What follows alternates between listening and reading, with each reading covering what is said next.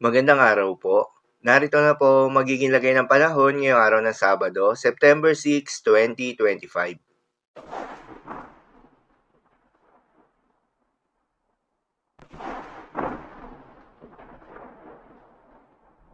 Sa kasalukuyan na tayong sa pag-asa, nakakaapekto na itong low pressure area na binabantayan sa loob ng Philippine Area of Responsibility at nagdudulot ng maulap na kalangitan na may kalat-kalat ng mga pag-ulan at thunderstorm sa may northern Luzon.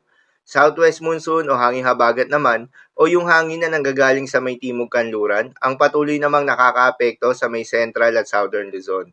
Dahil dito ay asahan rin yung maulap na kalangitan na may kalat-kalat ng mga pag-ulan at thunderstorms. Habang sa nalalabing bahagi pa ng ating bansa ay asahan naman yung generally fair weather condition sa umaga hanggang sa tanghali, ngunit pagsapit ng hapon o gabi ay asahan naman yung mataas na tsansa ng mga pag-ulan o thunderstorms na dulot ng mga localized thunderstorms.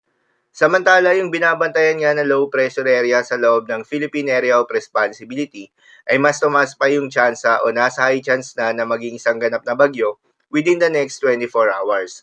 Huli itong namataan sa layong 190 kilometers west-southwest ng Sinai, Ilocos Sur. Ang nasabing low pressure area ay inaasahan na lalabas ng Philippine Area of Responsibility mamayang tanghali o mamayang hapon. Ngunit dahil nasa high chance na nga na maging isang ganap na bagyo ito, posibleng mag-develop ito bilang isang bagyo bago pa man makalabas ng Philippine Area of Responsibility.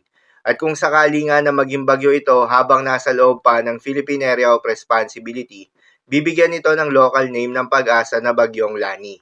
Maliban naman sa potensyal na bagyong ito, meron pang cloud cluster na binabantayan sa may silangan ng Northern Luzon na posible ring maging low pressure area sa mga susunod na araw.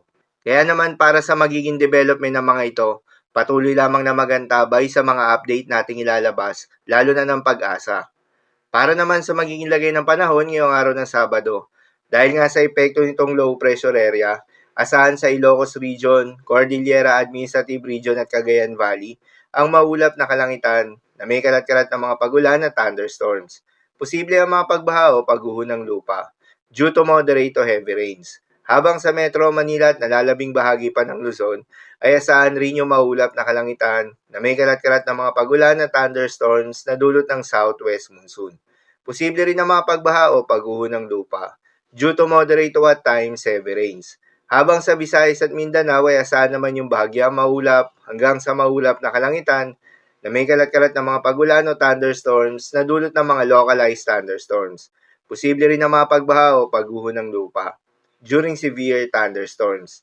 Madalas, nabobo ang mga thunderstorms na ito tuwing hapon o gabi na nagtatagal ng 1 hanggang 2 oras. Kaya naman ingat sa mga posibleng banta ng pagbaha at pagguho ng lupa, lalong-lalo na sa mga lugar na inuulan na noong mga nakaraang araw pa. Para naman sa magiging lagay ng mga dagat baybayin, ayon sa pag-asa ay wala po tayong nakataas na gale warning sa anumang seaboards ng ating bansa.